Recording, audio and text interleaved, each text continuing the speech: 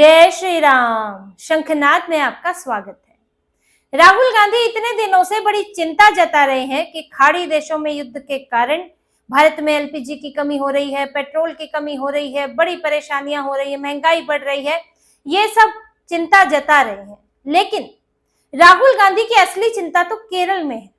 Tension उनकी वहां बढ़ी हुई है क्योंकि खाड़ी देश में इस युद्ध का सबसे ज्यादा असर जो है वो वहां दिख रहा है। केरल के अंदर कमी वहां किसी और चीज की हो रही है, न एलपीजी की, न पेट्रोल की, न किसी और सामान की। वहां कमी हो रही है वोटर्स की, वोट देने वालों की, जो कि भर भर कर मुस्लिम लीग और कांग्रेस को वोट दिया करते थे। अभी ईरान, अमेरिका, इसराइल में जो युद्ध है, ईरान जो है कभी सऊदी अरब पर, कभी कतर पर, कभी कहीं और खाड़ी देशों पर बम बरसा रहा है। जो फ्लाइट्स हैं वो कैंसिल है, जहाज के रास्ते बंद है। तो अब कांग्रेस की टेंशन ये बढ़ गई है मुस्लिम लीग के साथ कि जो खाड़ी देशों से भर भर कर वोट देने आया करते थे, बड़ी संख्या में, लाखों लाख की संख्या में वोट देने आया करते थे, अब उन्हें कैसे लाया जाए, ये बड़ी चर्चा चल रही है पार्टी के अंदर। और मुस्लिम लीग बहुत प्रयास कर रही है। देखिए, मुस्लिम लीग का एक सांस्कृतिक संगठन है जो खाड़ी देशों में एक्टिव है, केरल मुस्लिम कल्चरल सेंटर। ये खाड़ी देशों में जो भारत के यानी कि केरल के जो लोग हैं वो वहां काम करते हैं और उसमें अधिकतर मुस्लिम होते हैं क्योंकि मुस्लिम ही यहाँ से ज्यादातर जाते हैं वहां काम करने। तो उनसे जुड़ा रहता है, उन्हें संगठित रखता है, यहाँ लाना हो, भारत लाना हो, ले जाना हो, ये सब काम करता है। लेकिन अब क्योंकि वहां समस्या ये है कि वहां से ये लोग चार्टेड फ्लाइट्स में लाया करते थे, अब तो वो चल नहीं रही है, तो लाए कैसे।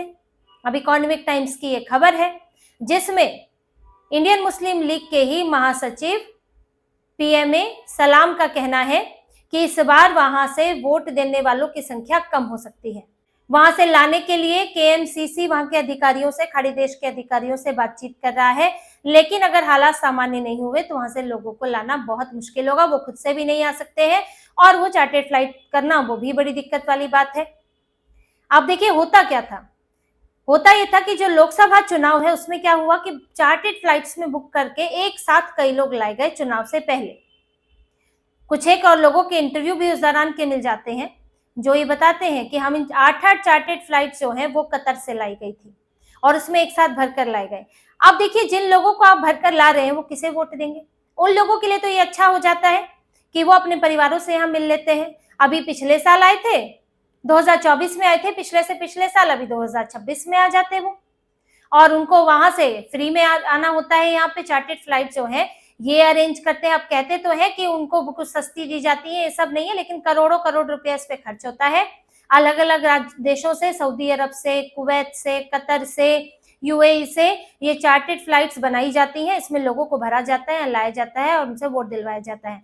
अब वो वहां रह रहे हैं, उनको यहाँ पर वो क्या समझेंगे किसे वोट देना है? उन्हें जो ला रहा है, फ्री में भारत ला रहा है, लोगों अपने परिवार से मिलवा रहा है, वो तो सही वोट देंगे। तो मुस्लिम लीग को वोट पड़ता है, जहां कांग्रेस का उम्मीदवार है वहां कांग्रेस को वोट पड़ता है, क्योंकि मुस्लिम लीग का कांग्रेस के साथ ही गठबंधन है। और ये वही मुस्लिम लीग है जो पाकिस्तान में है, पाकिस्तान की वही इकाई है जो भारत में बन गई है और इसके भारत विभाजन में बड़ी भूमिका रही है। इनका तो मकसद ही वही है, भले ही अब आप नाम के आगे लगा लो इंडियन मुस्लिम लीग, और मुस्लिम लीग का ही केएमसीसी है। अब यहाँ पर कम्युनिस्ट पार्टी का तो कोई है नहीं ऐसा संगठन, कल्चरल संगठन, जो कि मुसलमानों को इकट्ठा करके लाए और अपने पक्ष में वोट डलवा ले। तो ये चीजें मुस्लिम लीग करती है और उसका फायदा कांग्रेस को मिलता है। लेकिन इस बार इसमें बड़ी दिक्कत होने वाली है।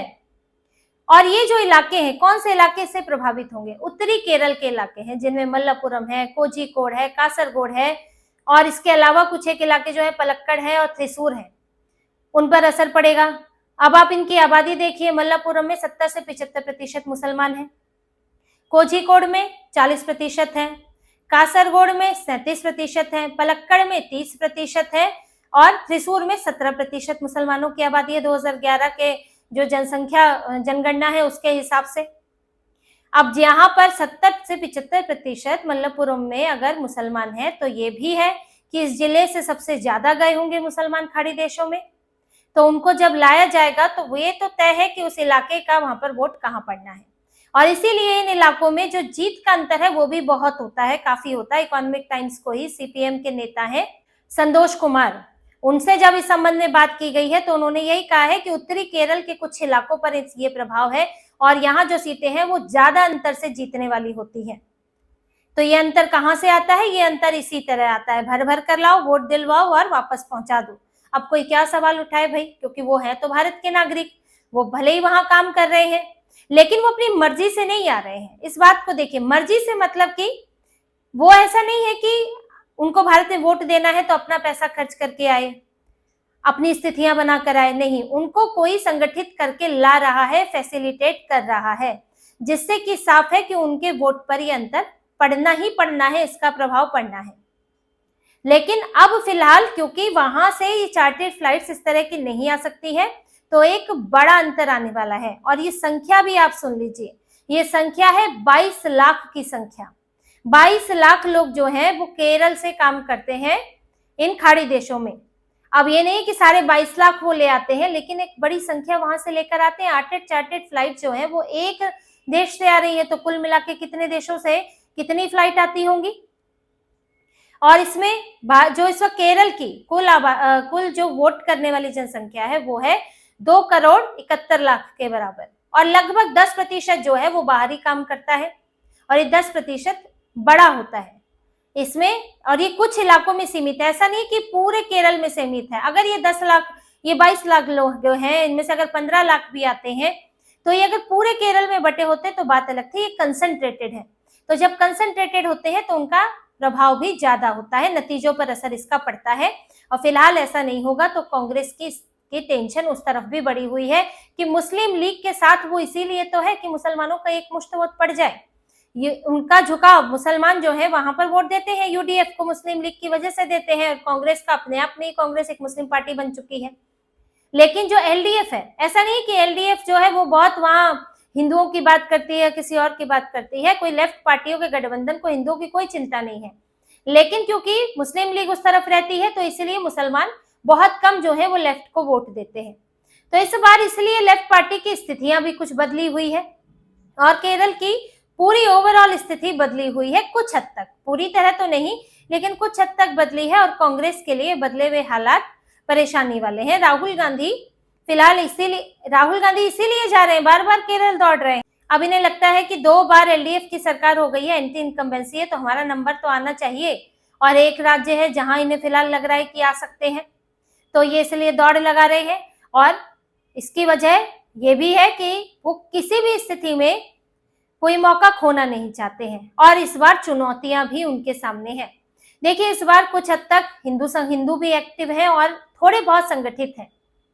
जो वहां पे हालात बने हैं कुछ इलाकों में, जो मुस्लिम बहुल इलाके हो गए हैं, वहां पर जो नेता है वो हिंदुओं की सुनते नहीं है। वहां के लोग महसूस करने लगे हैं कि डेमोग्राफी बदलने से क्या होता है उस इलाके के, सभी नहीं, अभी तो सेकुलरिज्म बहुत ज्यादा घुसा पड़ा है, वहां बंगाल से भी ज्यादा घुसा पड़ा है। लेकिन जो जिस इलाके में स्थितियां बदल गई हैं वहां के लोग तो महसूस कर रहे हैं। तो वहां के कुछ संगठन एक्टिव हैं, कुछ जो जातीय संगठन थे हिंदुओं के वो एक साथ आ गए हैं। और यहाँ एलडीएफ का परिवर्तन ये देखिए, सबरीमला मामले में जहां पहले जो सरकार थी वहां की केरल की, वो कहती थी कि नहीं जी, सारी महिलाओं को वहां एंट्री मिलनी चाहिए, जबकि वहां पर कुछ महिलाओं को गर्भगृह में प्रवेश से मना है, कुछ उम्र की महिलाओं को, और इसको लेकर कोर्ट केस भी चला है। लेकिन पहले लेफ्ट सरकार पूरी तरह से कहती थी कि नहीं जी, हाँ एंट्री होनी चाहिए। लेकिन इस बार इन्होंने अपना रुख बदला है और कहा है कि हम कुछ धर्मगुरुओं से बात करेंगे, धार्मिक संगठनों से बात करेंगे, उसके आधार पर हम ये फैसला लेंगे कि यहाँ पर महिलाओं को प्रवेश मिलना चाहिए नहीं, क्योंकि वहां पर भगवान अयप्पा का मंदिर है और वो वहां पर ब्रह्मचारी की अवस्था में है। इसलिए वहां पर सिर्फ उसी मंदिर में, ऐसा नहीं कि भगवान अयप्पा के सभी मंदिरों में, सिर्फ उसी मंदिर में विशेष आयु तक की महिलाओं के गर्भगृह में जाने में रोक लगी हुई है। तो इससे तो कम्युनिस्टों ने तो हिंदुओं पर, तो उनका तो एक मकसद ही है कि हिंदुओं के जो रीति रिवाज है उनको जो है नष्ट कर देना। लेकिन फिलहाल कम्युनिस्टों की पार्टी जो है अपना रुख बदलती भी नजर आ रही है, क्योंकि वो ये भाप रहे हैं कि यहाँ पर इस वक्त हिंदू कुछ हद तक सही लेकिन जागा है और बीजेपी की स्थितियों में भी परिवर्तन आया है। फिर दूसरा, जो वहां पर ईसाई हैं, जो वहां पर चर्च है, चर्च भी पूरी तरह से इन्वॉल्व होते हैं वहां पे राजनीति में। यहाँ सिर्फ हिंदुओं को ये चूरन चटाया जाता है कि नहीं, धर्म अलग है, राजनीति अलग है, धर्म को मिक्स मत करो। हर जगह मुसलमानों में तो सब जानते हैं कि मस्जिदों से तकरीरें होती हैं। पूरी तरह से जो मजहब है वो चुनाव में गुथा हुआ है। उसे पता है कि मजहब को, धर्म को सत्ता का सहयोग चाहिए, तभी वो आगे बढ़ सकता है। ये बात ईसाइयों को भी पता है वहां के, बस एक हिंदू जो है वो मूर्ख बना बैठा है। लेकिन वहां के ईसाई संगठन चुनौती का सामना कर रहे हैं वहां के मुस्लिम संगठनों से, क्योंकि वो उनसे और ज्यादा आक्रामक है। इसीलिए कहीं ना कहीं वो बीजेपी के साथ आते हुए दिख रहे हैं और कम्युनिस्ट पार्टियां भी उन्हें कम्युनिस्ट पार्टी भी अपने साथ उन्हें लाना चाहती है। तो कांग्रेस के लिए ये स्थितियां थोड़ा प्रतिकूल बन रही हैं।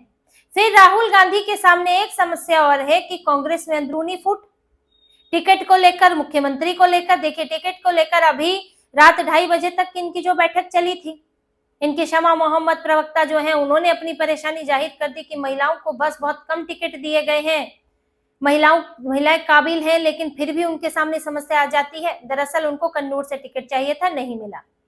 इनके सांसद चाहते थे कि टिकट मिले, लग रहा है कि इस बार सरकार में आएंगे तो खाली सांसद बनके क्या करें, मंत्री पद तो मिल जाएगा, क्या पता मुख्यमंत्री की रेस में आ जाए। लेकिन सांसदों को टिकट दे नहीं सकते थे, तो खूब हंगामा चला था। फिर किसी तरह इन्होंने अपनी लिस्ट जारी की। दूसरा, मुख्यमंत्री को लेकर समस्या चल रही है। केसी वेणुगोपाल तैयारी करके बैठे हैं कि ताज पहनेंगे, लेकिन वहां लाइन में और भी लोग लगे हैं, इसीलिए मुख्यमंत्री के नाम की घोषणा नहीं की है। लेकिन राहुल गांधी का झुकाव केसी वेणुगोपाल को ही बनाने को लेकर है। इसलिए उन्होंने टिकट बंटवारे की बैठक में बोला था कि आप अगर चाहें, सांसद को तो हम टिकट नहीं देंगे, लेकिन अगर विधायक कल को चाहेंगे कि किसी सांसद को मुख्यमंत्री बना दो तो उसके ऊपर पूरी गंभीरता से विचार किया जाएगा। अब केसी वेणुगोपाल जो है वो सांसद हैं लोकसभा के, उनका, और जो बात सामने आ रही है कि करीब 60% टिकट जो है वो वेणुगोपाल के खेमे वालों को ही मिले हैं। तो अगर उसमें से अधिकतर जीतते हैं तो ये तो तय है कि वो नाम तो केसी वेणुगोपाल का ही बढ़ाएंगे। अब इसीलिए पार्टी में जो है अपने अपने गुट बने हैं। एक तो शशि थरूर हैं, उनका तो अलग ही मामला चल रहा है, वो अलग नाराज चल रहे हैं, कितना एक्टिव होकर चुनाव लड़ते हैं ये तो देखना होगा। वही बाकी इनके जो वहां पे प्रदेश अध्यक्ष हैं, विधायक दल के नेता हैं, अभी उनकी केमिस्ट्री कुछ चल रही है वेणुगोपाल के साथ, लेकिन सबके अंदर इच्छा तो है मुख्यमंत्री बनने की। इसीलिए कांग्रेस मुख्यमंत्री के नाम की घोषणा नहीं कर पाई है। तो राहुल गांधी की असली समस्या एलपीजी पेट्रोल नहीं है, उनकी असली समस्या है केरल में मुस्लिम लीग का कमजोर पड़ना, खाड़ी देशों से वोटर ना आ पाना, और साथ में कुछ हिंदू ग्रुपों का, हिंदू संगठनों का एक होना, हिंदुओं का एक होना, और यहाँ से उनकी पार्टी के अंदर चल रही फूट, उनकी पार्टी के अंदर हो रही गुटबाजी, ये कांग्रेस के सामने, राहुल गांधी के सामने बड़ी समस्या है। और जो इनको ये हाथ आया मौका लग रहा है वो इनके हाथ से निकल सकता है। अगर यही हालात बने रहे तो कांग्रेस यहाँ पर जो बड़ी इनको स्थितियां लग रही हैं कि इस बार तो कैसे भी मिल ही जाएगी, मुख्यमंत्री बना ही लेंगे, वो इनके हाथ से बाहर जा सकता है ये मौका। तो इसी तरह की और खबरें और विश्लेषण आपके लिए लाते रहेंगे, हमसे जुड़े रहिए, सब्सक्राइब कीजिए, कमेंट कीजिए। बहुत बहुत धन्यवाद। जय श्री राम।